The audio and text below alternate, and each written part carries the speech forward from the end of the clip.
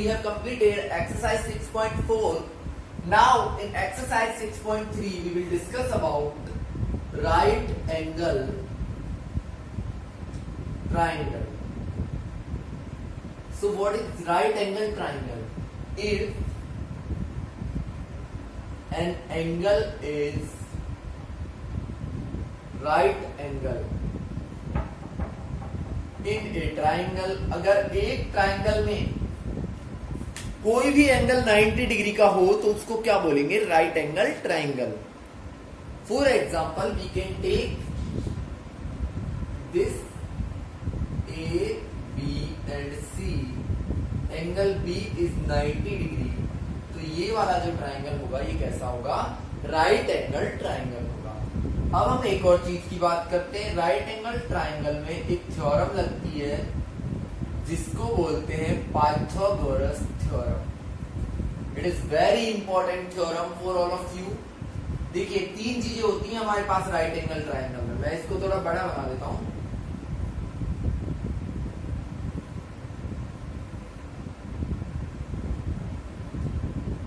A B C ये angle है 90 degree.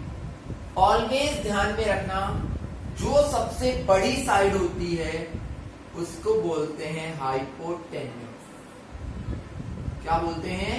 Hypotenuse. इसको रिप्रेजेंट करते हैं H से. इसके अलावा जो दो साइड बचती हैं उनमें से एक होता है परपेंडिकुलर, ठीक है, और एक होता है बेस. चाहे तो इसको परपेंडिकुलर मान ले, इसको बेस मान ले, चाहे तो इसको परपेंडिकुलर मान ले, इसको बेस मान ले. तो इसको P से रिप्रेजेंट करते हैं, इसको B से. ये राइट एंगल ट्राइंगल होता है. जो 90 डिग्री के बिल्कुल सामने वाली साइड है वो सबसे बड़ी साइड होती है, उसको बोलते हैं हाइपोटेन्यूस. तो पाइथागोरस थ्योरम क्या कहती है कि हाइपोटेन्यूस का square is equals to perpendicular square plus base square. सबसे इंपॉर्टेंट थ्योरम है, बहुत ज्यादा काम में आने वाली थ्योरम है, रट लेना आप लोग. अब देखिए इसका मतलब क्या है. हाइपोटेन्यूस क्या है हमारा? AC. तो AC का square is equals to perpendicular क्या है हमारा? AB. AB square plus base क्या है हमारा? BC. तो हम लिखेंगे BC स्क्वायर. ये हमारी पाइथागोरस थ्योरम है और इसी के ऊपर डिपेंडेंट हमें हमारी एक्सरसाइज 6.5 को कंप्लीट करना है. तो हम let's start with question number first. The first question is PQR is a right angle triangle.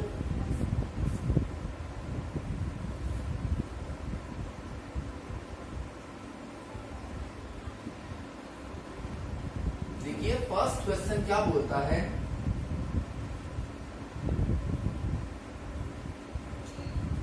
PQR is a right angle triangle. PQR एक कैसा ट्राइंगल है? राइट एंगल है.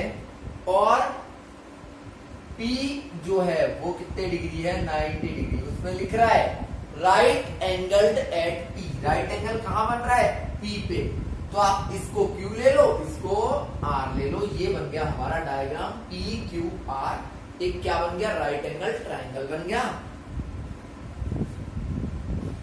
इसमें दे रखा है PQ is equals to 10 centimetre, PR is equals to 24 centimetre.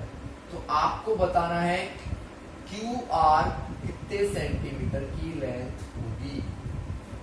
तो देखिए ये क्वेश्चंस बहुत ही इजी होते हैं. सिर्फ आपको इस थ्योरम का यूज करना है. कैसे? आप डायग्राम बनाओगे. आपको पता है हाइपोटेन्यूस कौन सा है? QR. कौन सा है? QR है ना. बेस ये रहा और परपेंडिकुलर ये रहा. तो बेस तो कितना दे रखा है? 10 सेंटीमीटर. PQ 10 सेंटीमीटर दिया है ना. और परपेंडिकुलर कितना दिया है? 24 सेंटीमीटर. सबसे पहले हमने ये फॉर्मूला लिखा. अच्छा फाइंड क्या करना है? हाइपोटेन्यूस. PQ तो RQ तो फाइंड करना है. तो हाइपोटेन्यूस हमें क्या करना है? फाइंड. तो हाइपोटेन्यूस हमें पता नहीं है तो इसको ऐसे रहने दो. परपेंडिकुलर की जगह 24 का स्क्वायर और बेस की जगह 10 का स्क्वायर. 24 का स्क्वायर क्या होगा, स्क्वायर कैसे करते हैं, 24 इंटू 24 तो आएगा 576, कितना आएगा 576 आएगा। तो यहां हम लिखेंगे hypotenuse square is equals to 576। ऐसे ही 10 का स्क्वायर करेंगे तो आएगा 100, दोनों को प्लस करो तो कितना आ गया 676, यही आएगा। चलिए तो हाइपोटेनियस का स्क्वायर आ गया हमारा कितना 676। जब इधर से स्क्वायर को हटाएंगे तो उधर क्या बन जाता है, अंडर रूट बन जाता है। ये चीज समझ जाओ, अंडर रूट का मतलब क्या होता है, स्क्वायर रूट। कैसे निकालते हैं, 676 के क्या करेंगे, फैक्टर करेंगे, 338 169 आएगा, ये 13 से डिवाइड होगा, 13 और 13 1। जो स्क्वायर रूट होता है उसमें दो दो के पेयर बनाते हैं, तो एक पेयर तो बनेगा 2 का और एक बनेगा 13 का। तो h की जो वैल्यू होगी वो होगी 2 इंटू 13 और हमारा आंसर आ जाएगा 26 सेंटीमीटर। कितना आ जाएगा 26 सेंटीमीटर। तो ये हमारा कौन सी एक्सरसाइज 6.5 का फर्स्ट क्वेश्चन यहीं पे कंप्लीट होता है। ये हमारी लास्ट एक्सरसाइज है तो हम इसको आज के वीडियो में ही कंप्लीट कर लेंगे, ठीक है। इस तरीके से हमारे सारे क्वेश्चंस होंगे। फॉर एग्जांपल नेक्स्ट हम देखते हैं ABC is a right angle triangle. आप देखते हैं सिर्फ नाम चेंज होंगे, ट्राइंगल्स और उनकी प्रॉपर्टीज कुछ भी चेंज नहीं होंगी। ABC is a right angle triangle और सी पे क्या बन रहा है, राइट एंगल बन रहा है। आगे क्या बोला है, AB 25 और AC 7। AB is 25 centimetre, AC is 7 centimetre. BC को आपको फाइंड करके बताना है। देखिए राइट एंगल कहां बन रहा है, C पे। डायग्राम हर क्वेश्चन में अलग बनाना है, मैं तो एक नहीं कर रहा हूं, ठीक है भाई। थ्योरम हमारी वही काम आएगी और कुछ भी एक्स्ट्रा नहीं है। आप नेम चेंज कर दो, सी पे राइट एंगल है, ए बी और सी बन गया। अच्छा ए बी कितना दे रखा है 25, मतलब हाइपोटेनियस कितना दे रखा है 25 दे रखा है। ए सी मतलब परपेंडिकुलर कितना दे रखा है 7 सेंटीमीटर। फाइंड क्या करना है, बेस। तो देखिए जिस चीज का पता है उसकी वैल्यू रख दो, 25 square is equals to 7 square plus base हमें नहीं पता। 25 का स्क्वायर होता है 6, 25 और 7 का स्क्वायर होता है 49। 49 को इधर लाएंगे तो माइनस का हो जाएगा, तो 625 minus 49 is equals to base square. अच्छा आगे क्या होगा, इसको इसमें से माइनस करेंगे तो आएगा 576। किसकी वैल्यू आ जाएगी, ये बेस स्क्वायर की, और हमें चाहिए बेस की वैल्यू तो कितनी होगी अंडर रूट 576। अब हम 576 के क्या करेंगे, फैक्टर करके देखेंगे तो आएगा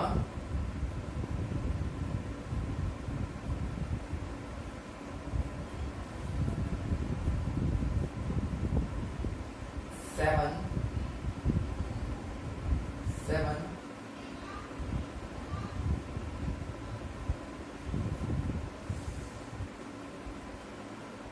पहले 3 से करना था एक्चुअली। चलिए मैं कर ही देता हूँ इसको सही से दोबारा। 576 के फैक्टर करने हैं, 2 1 जा 2, 2 8 जा 16 और 2 8 जा 16। फिर आएगा 94, फिर आएगा 42, फिर आएगा 21, नहीं 47 आएगा, सॉरी क्या करते हैं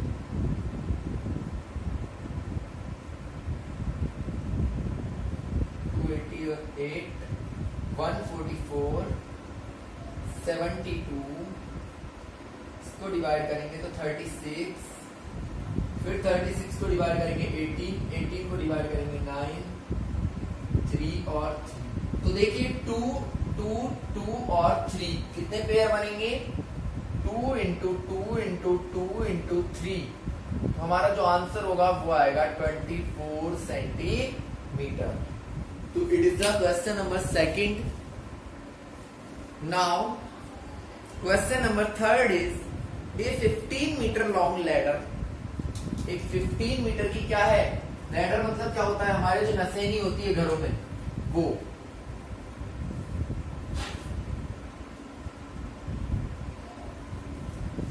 देखिए क्वेश्चन क्या बोल रहा है, ए 15 मीटर लॉन्ग लैडर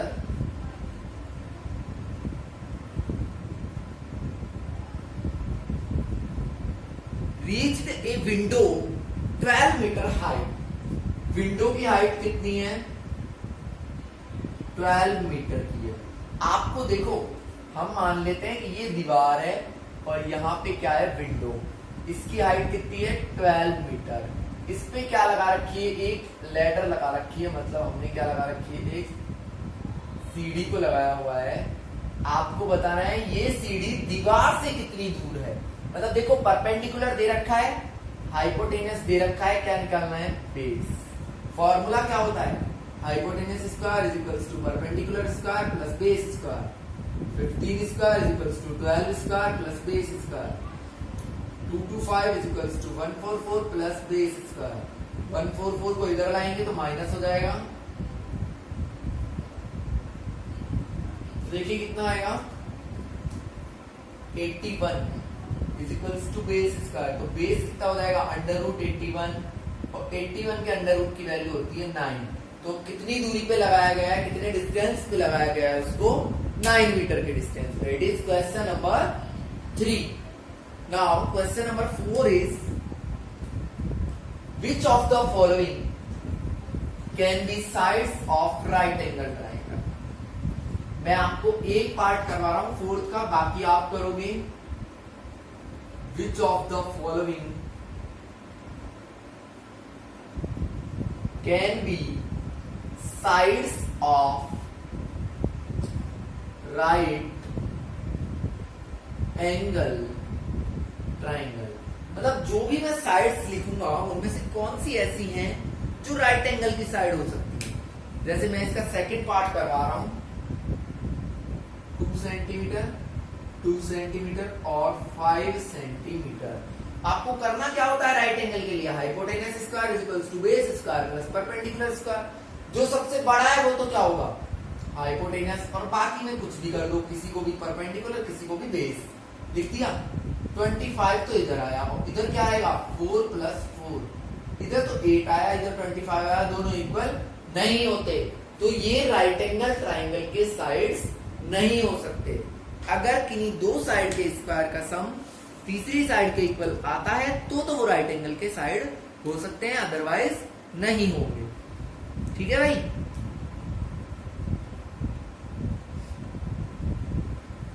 अब 5th क्या बोल रहा है?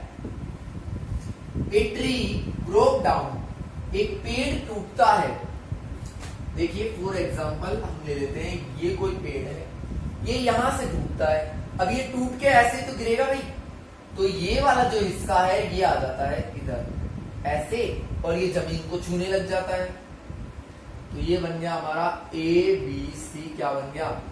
राइट एंगल ट्राइंगल बन गया। आपसे पूछा गया है कि पेड़ कहां से टूटा है, ये तो दिया गया है 5 मीटर की हाइट से, ठीक है, और 12 मीटर की डिस्टेंस पे ये टच करता है। आपको पता है कितना बड़ा पेड़ था, तो ट्री की डिस्टेंस लेंथ बतानी है। देखो क्या करेंगे हम भाई, ये राइट एंगल ट्राइंगल है, इसमें हाइपोटेनस निकाल लेंगे। Hypotenuse square is equals to perpendicular square plus base square. तो परपेंडिकुलर 5 है और बेस 12 है, तो याद आएगा 25 प्लस 144 यानी कि 169। तो हाइपोटेनस हो जाएगा अंडर रूट 169, और इसके आप फैक्टर करोगे तो आएगा 13। तो हाइपोटेनस कितना आ जाएगा? 13 मीटर। मतलब कितना पार्ट टूटा है इसका? 13 मीटर वाला। यही पार्ट तो था, तो 13 मीटर तो वो पार्ट है जो टूटा है और 5 मीटर ये हाइट है, तो टोटल लेंथ ऑफ ट्री कितनी हो जाएगी?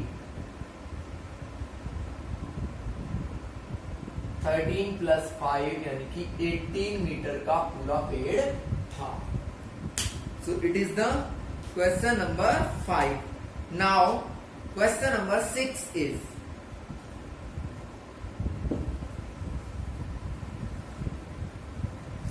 आपको एक क्वेश्चन दे रखा है that angle Q is 25,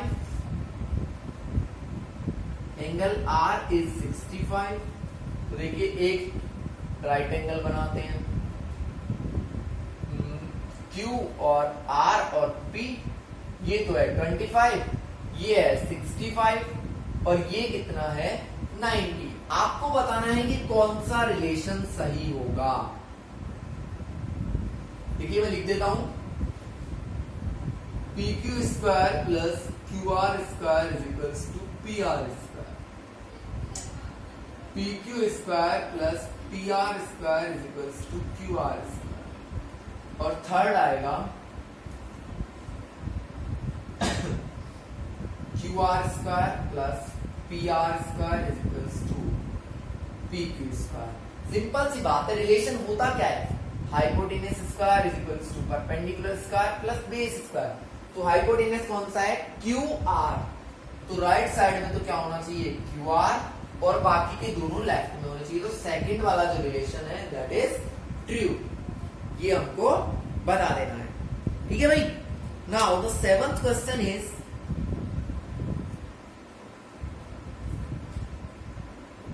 find the perimeter of rectangle,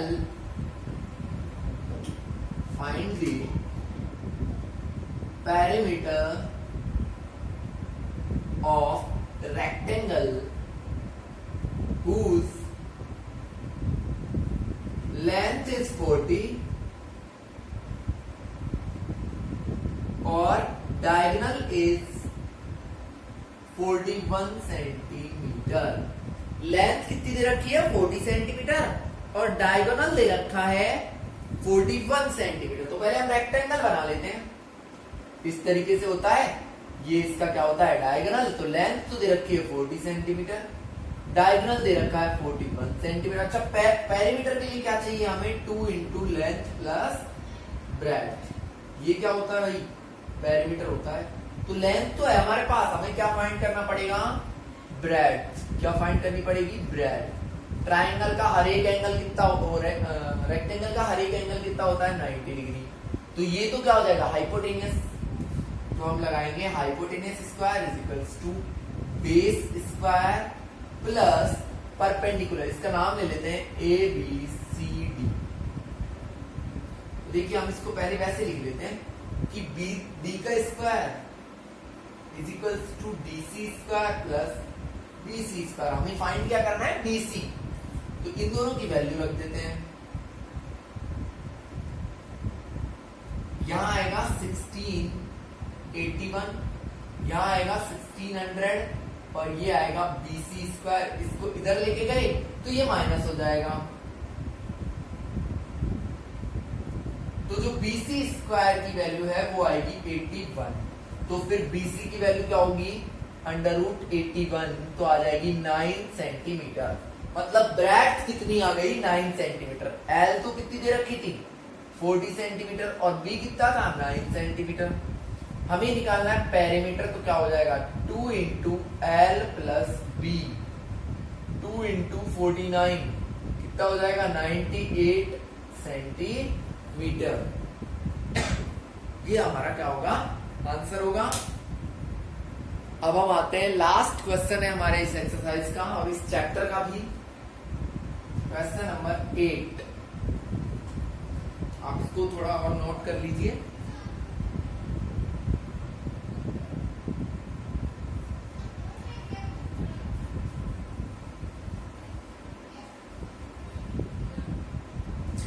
eight है डायगोनल ऑफ रोम्बस